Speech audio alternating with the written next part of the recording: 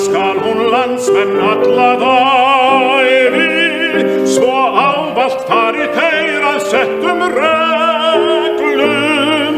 Og í sanngirni skal alltaf öllum tryggja, sem í stjórnarskránni fest og varið. Við spurnum sínum finnur fólk í svari, já flestir þeir sem landið okkar byggja. Þar mannréttindi vel og hátt skal haldið, svo hirði mennum friðhelgi og næði.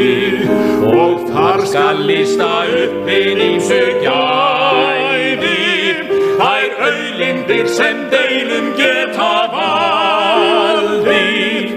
Menn munu hér á sterkum grunni standa, ef stjórnarskráin leysir okkar vanda.